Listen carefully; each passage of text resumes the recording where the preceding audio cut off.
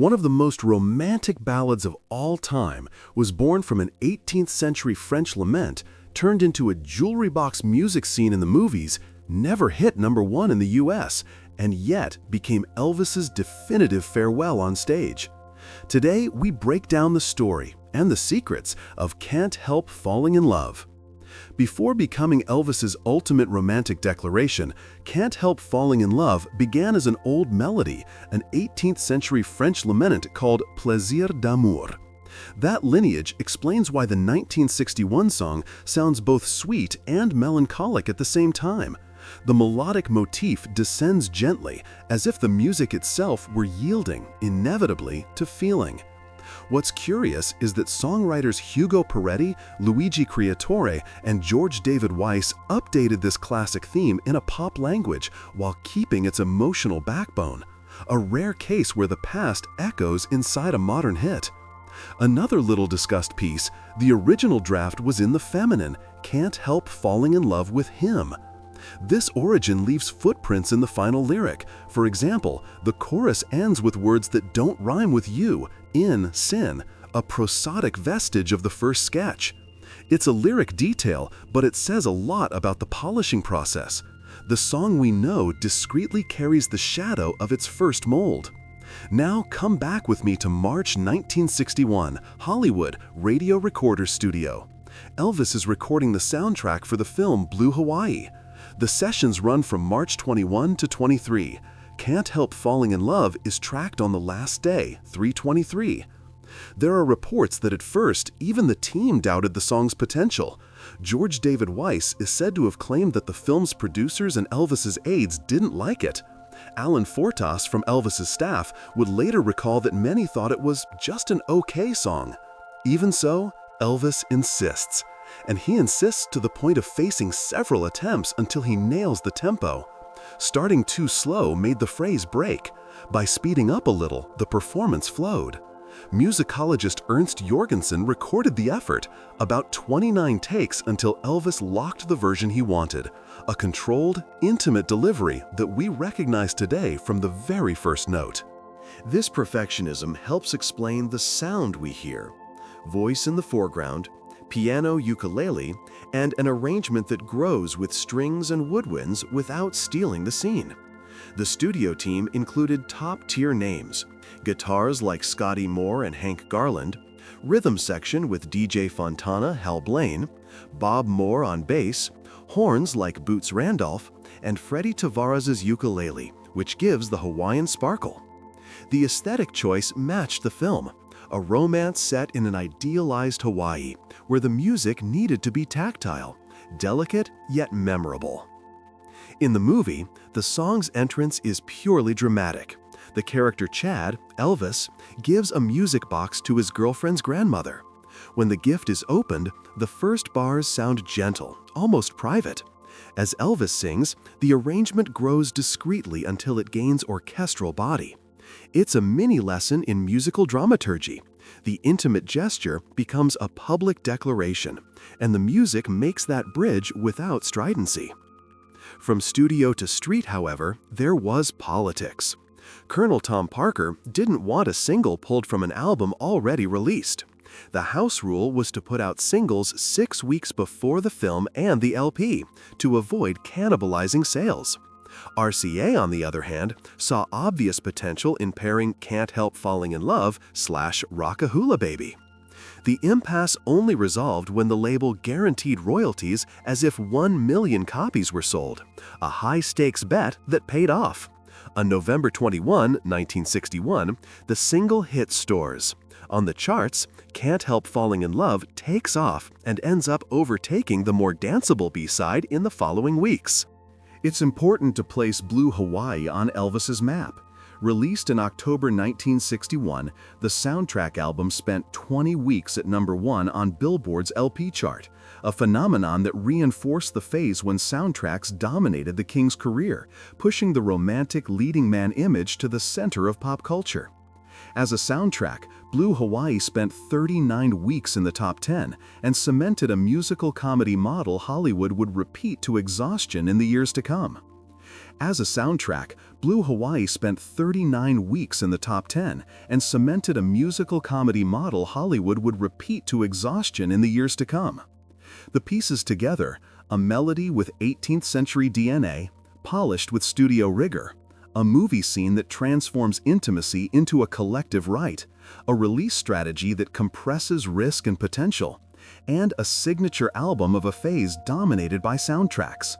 The result is this ballad that seems to have always existed, simple on the surface, sophisticated inside. Perhaps that's why it supports so many listens decades later. Every time the chorus falls, we fall with it, and we understand why Elvis didn't give up on it, even when others doubted. Can't Help Falling in Love sounds simple, but it was cut like a precision jewel. In the studio, the priority was to put Elvis's voice up front, clear and intimate, and to build around it an arrangement that reveals itself in layers. The foundation starts minimalist, piano celesta hinting at arpeggios, Hawaiian-flavored ukulele, acoustic bass without exaggeration. And as the performance grows, strings and woodwinds enter with controlled dynamics, filling the space without overshadowing the singing. It's the kind of production you almost don't notice working. By the time you do, you're already emotionally involved. The choice of compound meter, the swaying feel of 6/8, gives the song the lilt of a lullaby for adults. Each of Elvis's phrases lands in time as if breathing carefully. This sway, inheriting the cadence of Plaisir d'amour, is crucial to the emotion of the chorus.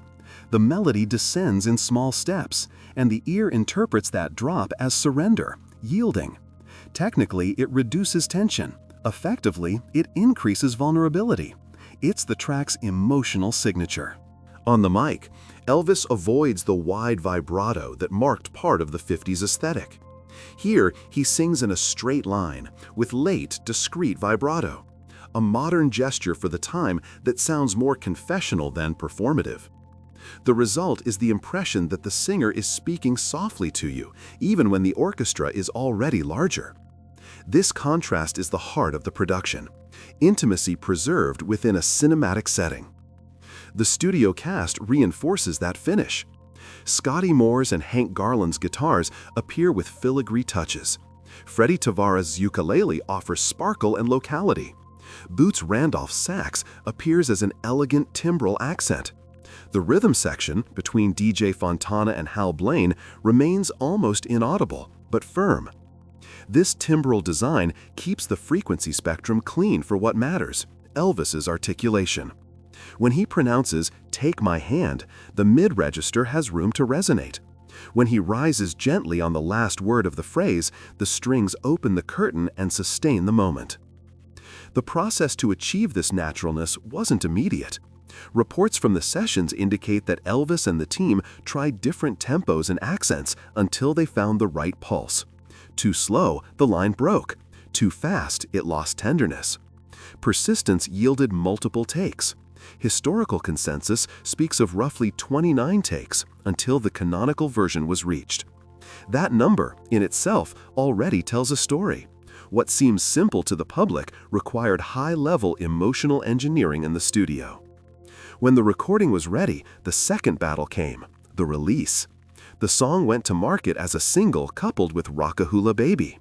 In the UK, it functioned as a double A-side. In the United States, Rockahula carried the more radio-friendly launch, but the public soon gravitated to the ballad. The strategy had calculated risks. Releasing such a gentle track in a market that responded strongly to dance tunes could seem countercurrent. But the read was precise. There was room for adult romance at the turn of 61 to 62, especially with Elvis established in film. The numbers confirmed it. In the US, Can't Help Falling in Love reached number 2 on the Billboard Hot 100, sitting behind Peppermint Twist. On Adult Consummate, it dominated number 1 for 6 weeks, proof that the track spoke to more mature audiences and nighttime radio programming. Over time, it went platinum in the United States, converting feeling into robust sales. In the United Kingdom, the story was even clearer. Number 1 for 4 weeks in 1962, cementing the ballad as a popular success, beyond the shadow of any niche discussion.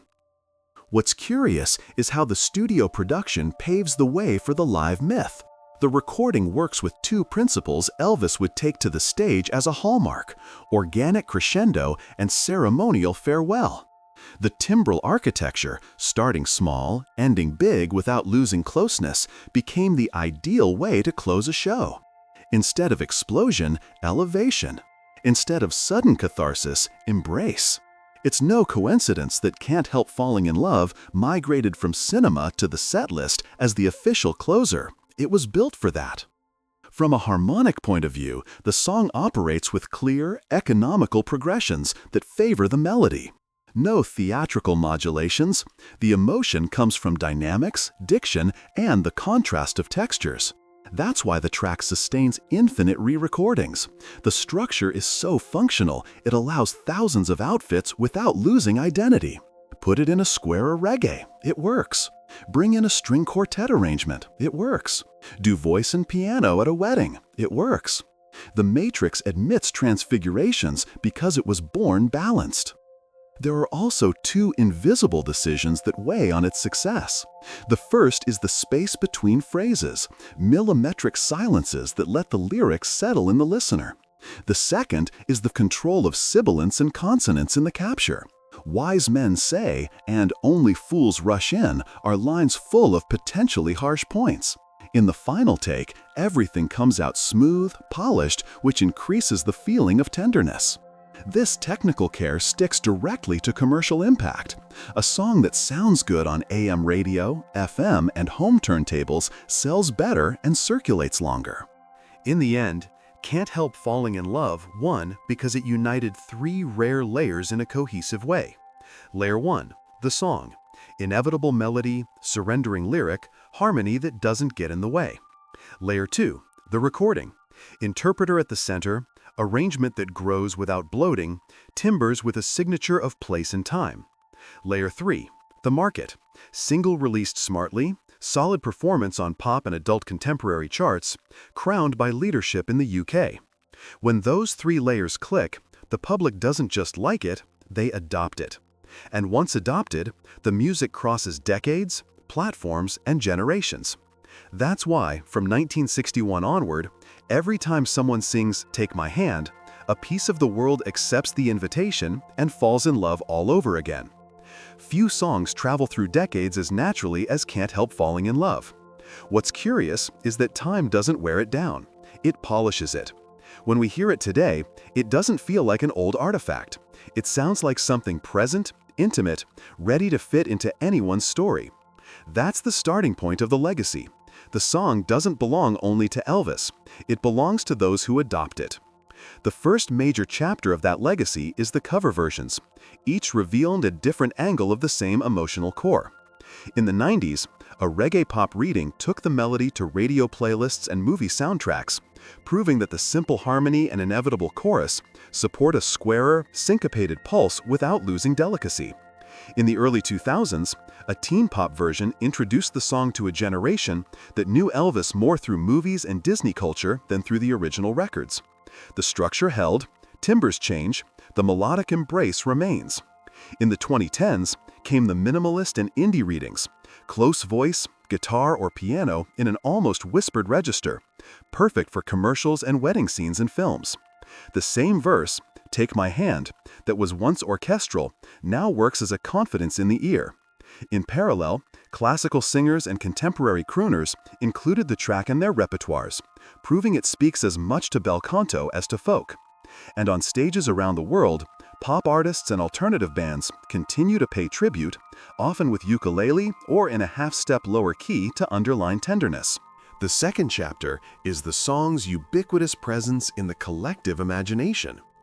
Can't Help Falling in Love is omnipresent at weddings, as the first dance, as entrance music, as the end of the ceremony. There's something in the swaying meter and descending cadence that invites the body into a welcoming motion, almost a rocking. In stadiums, the melody has been turned into a supporters chant, a chorus of thousands of voices sustaining a declaration of love, now to the club. In cinema and advertising, the music serves as an emotional shortcut. The first few seconds are enough for the mind to fill in the meaning. Commercials exploit the slow, airy version. Films resort to acoustic takes to narrate meetings, farewells, and new beginnings. It's a song that learned to tell stories inside other stories. But why doesn't it age?